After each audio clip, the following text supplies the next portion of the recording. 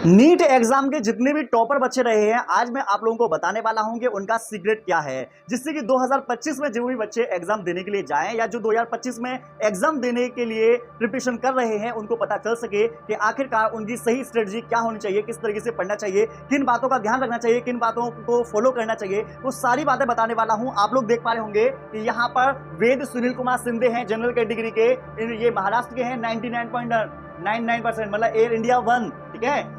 Syed Arfin Yusuf M, ये भी general हैं, ये तमिलनाडु के हैं। आप देखो मृदुल, ये भी फर्स्ट है। आयुष, ये उत्तर प्रदेश। मंजिल मसूर, ये बिहार के हैं। रूपायन मंडल, ये वेस्ट बंगाल की है। अक्षत बंगारिया उत्तराखंड। सौर्य गोयल पंजाब। ये सब आप लोगों को जो दिखाई दे रहे हैं, टोटल ये सब ऑल इंडिया 1 रैंक लेकर आए हैं। सब ऑल इंडिया कहाँ है, ऑल इंडिया 1 रैंक लेकर आए हैं। तो आप लोग सोच सकते हैं कि इस बार ऑल इंडिया रैंक भाई बहुत अच्छे तरीके से दबाकर इस बार आए हैं, ठीक है। आपको बता दें, प्रयास करते रहें, अपनी गलतियां ढूंढें और सुधार करें, ये बात कही थी अक्षत ने। आपको बता दें, अक्षत जो है ऑल इंडिया टॉपर रैंक में फर्स्ट रैंक पर ये आए हैं। इन्होंने जो अपना एक्सपीरियंस है वो पूरा का पूरा शेयर किया था और बताया था कि आखिरकार एक नीट एस्पिरेंट बच्चे को किस तरीके से प्रिपरेशन करनी चाहिए, जिससे कि वो बहुत अच्छा स्कोर कर सके। देखो, अक्षत का कहना है कि नीट पास करने के लिए रोजाना 5 से 6 घंटे पढ़ाई की। मतलब आप लोग सोच रहे हैं कि 1-2 घंटे पढ़ाई करके हम नीट एग्जाम को क्लियर कर लेंगे, तो आप अपने दिमाग से निकाल दीजिए कम से कम ये 5 से 6 घंटे जो पढ़ाई है, मुझे लगता है ये सेल्फ स्टडी होगी, ठीक है ना। अपने कोचिंग संस्था की किताबें पढ़ने के साथ साथ एनसीईआरटी की पुस्तकों की तैयारी भी की। ये वाली बात हमेशा ध्यान रखिएगा कि आप किसी भी कोचिंग का आप स्टडी मटेरियल ले लीजिए, लेकिन उसके साथ अगर आप लोगों ने एनसीईआरटी की बुक को इग्नोर कर दिया तो समझ जाइए कि नीट एग्जाम वाले या नीट एग्जाम वाला जो क्वेश्चन में जो आपके आ रहे हैं पेपर में, वो आपको इग्नोर कर देंगे। अगर आप चाहते हैं नीट एग्जाम में टॉप करना, आप चाहते हैं नीट एग्जाम में अच्छा स्कोर लेकर आना, तो एनसीईआरटी को प्राथमिकता पहले देना, उसके बाद में सेकंड नंबर पर आप किसी को भी रख सकते हैं।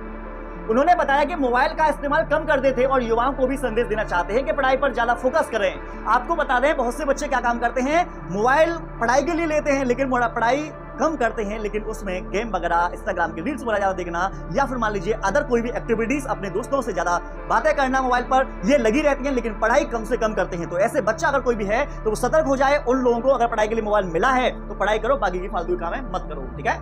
उनका कहना है कि तैयारी के दौरान मोबाइल का इस्तेमाल कम करें, नियमित टेस्ट देते रहें, अपना विश्लेषण करते रहें, अपनी गलतियों को ढूंढें, उनमें सुधार करें। आपको बता दें, आज की सबसे बड़ी समस्या यही है कि भैया हम 1000 कमी बुक्स में निकाल देंगे, टीचर में निकाल देंगे, लेकिन हम अपनी कमियों को नहीं ढूंढते। जो बच्चा अपनी कमी को नहीं ढूंढेगा, उसमें सुधार नहीं करेगा, तब तक वो कभी भी अच्छे नंबर नहीं ला सकता। ये पहला सीक्रेट होता है कि अपने गलतियों में सुधार करते रहें, ठीक है। अक्षर संगीत सुनने के शौकीन है। अक्षर ने कहा कि डॉक्टर बनकर समाज की सेवा करना उनके जीवन का लक्ष्य है। पहले से ही अगर कोई व्यक्ति अपना लक्ष्य बनाता है कि भैया मुझे डॉक्टर बनना है, मुझे लोगों का भला करना है, तो वो व्यक्ति 101% अच्छे तरीके से काम करता है और अच्छे तरीके से नंबर लेकर भी आता है। लेकिन जिन्होंने कुछ सोचा नहीं है, विचार नहीं है, उनके लिए प्रॉब्लम्स ज्यादा होती हैं। आगे देखते हैं, यहाँ पर एक हमारे पास और टॉपर है, उसका नाम अमीना है। उन्होंने अपने क्या सीक्रेट बातें बताई हैं, उनकी बात को भी हम देखते हैं। अमीना ने एसटी न्यूज से बात करते हुए कहा, मतलब ये न्यूज में बात करते हुए कहा गया है, तो इसलिए आप इन चीजों को इग्नोर नहीं कर सकते। मेरी नीट परीक्षा देने की कोई योजना नहीं थी, लेकिन मैंने लॉकडाउन के दौरान प्रयास किया और अच्छे नंबर नहीं हासिल किए। आप लोगों ने देखा कि कभी कभी हमें ऐसा होता है कि फर्स्ट अटेम्प्ट में हमें अच्छे स्कोर नहीं मिल पाते, ठीक है, लेकिन हमें हार नहीं माननी चाहिए, हमें हार नहीं माननी चाहिए। बहुत से बच्चे ऐसे होते हैं जो कुछ उल्टा सीधा कदम उठा लेते हैं, तो उस उल्टा सीधा कदम नहीं उठाना आपको। अपने टीचर्स की सलाह पर मैंने एक निजी ट्यूशन ज्वाइन किया और इस साल 720 में 720 नंबर हासिल किए। अमीना ने कहा कि वह एम्स दिल्ली में अपनी मेडिकल की पढ़ाई करना चाहती, पर वे अपने टीचरों से इसकी चर्चा के बाद अंतिम फैसला लेंगी। मतलब मैं आप लोगों को बता दूं, मोस्टली बच्चों का सपना होता है कि एम्स में पढ़ना, क्योंकि एम्स की फैसिलिटी बहुत अच्छी होती है और पैसे भी भैया कम जाते हैं, सीधी सी बात होती है ये वाली, ठीक है ना। तो आपको बता दें, एम्स में जाने का सभी लोगों का ज्यादा सपना होता है, क्योंकि बहुत अच्छी तरीके से सारे काम होते हैं। और यहां तक मैं आप लोगों को बता दूं, दिल्ली एम्स के लिए तो भैया जी जान लगाए थे बच्चे, ठीक है। आगे देखो, अपने स्टडी पैटर्न के बारे में बात करते हुए अमीना ने कहा कि मैं हर हफ्ते 2 टेस्ट लिखती थी। कितने?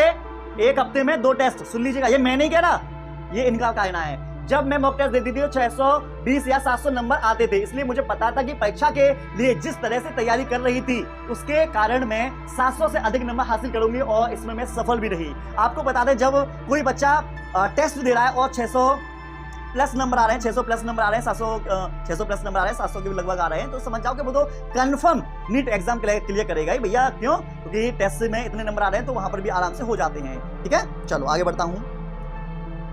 आइए, जो हमारे पास सुनील कुमार शिंदे जो फर्स्ट रैंकर थे, सबसे पहले नंबर की जो मैंने लिस्ट दिखाई थी, उनका क्या मानना है वो भी मैं दिखाता हूं। एनटीए के आंकड़ों के अनुसार महाराष्ट्र के वेद सुनील कुमार सिंधे ने नीट यूजी 2024 परीक्षा में टॉप किया है।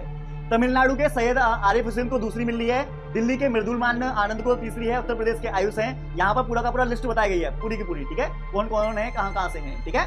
और इन सभी टॉपर ने एक छोटी सी बात एक शब्द में क्या कहा था कि भैया रिवीजन और प्रैक्टिस जरूरी। सभी टॉपर ने क्या बोला कि अगर आप रिवीजन नहीं करते, अगर आप टॉपर बनना चाहते हो और आप प्रैक्टिस नहीं करते हैं, ठीक है, तो आपको बता दें आप लोग टॉपर तो नहीं बन सकते, ठीक है, टॉपर नहीं बन सकते। तो टॉपर बनने के लिए ये वाला गुण आना बहुत ज्यादा जरूरी होता है। मानव ने बताया कि हर सब्जेक्ट को इक्वल इंपोर्टेंस देना जरूरी है। बहुत सारे बच्चे क्या करते हैं, भैया फिजिक्स बहुत खतरनाक लगती है, न्यूमेरिकल क्या खतरनाक है, फिजिक्स लगा लेते हैं कोचिंग। केमिस्ट्री, भैया केमिस्ट्री में रिएक्शन आती है, वो लगा लेते हैं। और भैया जो सबसे ज्यादा नंबर की 360 नंबर की आप लोगों की जो बायोलॉजी है, उसे कहां लेके जाओगे, उसे तुम लगा नहीं रहे। और उसमें तुम क्या समझ रहे हो कि भैया बायोलॉजी तुमको बहुत आती है, बायोलॉजी तुम अपने आप कर लेंगे। ठीक है भैया, बायोलॉजी अपने आप कर लोगे।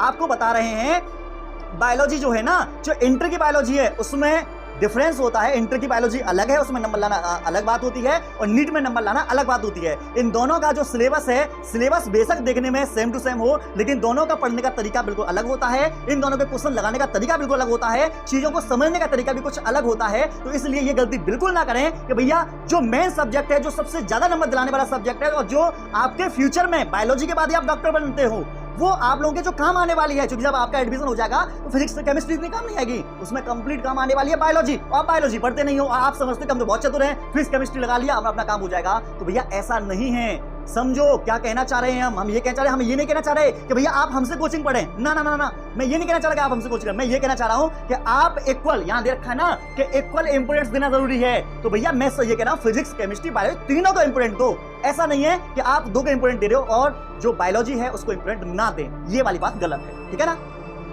इसके अलावा समय समय पर रिवीजन करें और प्रैक्टिस करना बेहद जरूरी है। साथ ही मॉक टेस्ट देते रहने से भी अपनी तैयारी पता चलती रहती है। क्यों? क्योंकि आप लोग पढ़ते तो बहुत हो हैं कि 2-2 घंटा आपने बहुत सारी पढ़ाई कर ली है, जब तक आपने जो पढ़ाई की है उसका निष्कर्ष नहीं निकल के आ पाएगा, टेस्ट दोगे जब पता नहीं चलेगा कि कितना स्कोर आप लोगों का हो रहा है, तब तक आपका आभासी बल लगता रहेगा। अगर आपको वास्तविक जानना है तो आपको क्या काम करना है, पिछले 5 साल के जो पेपर हैं, ठीक है, उनको आप प्रैक्टिस करके देखिएगा, पता चल जाएगा। हालांकि कभी कभी मार्क्स कम आते हैं, लेकिन देखता था कि आखिर कहां कमी रह गई है, फिर उस पर काम करके दोबारा मॉक टेस्ट देने से अच्छे नंबर लाया करता था।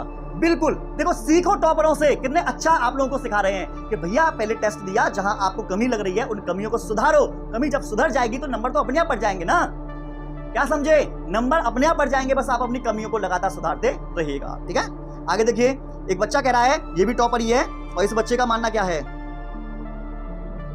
यहां देखिए, सोशल मीडिया से दूरी।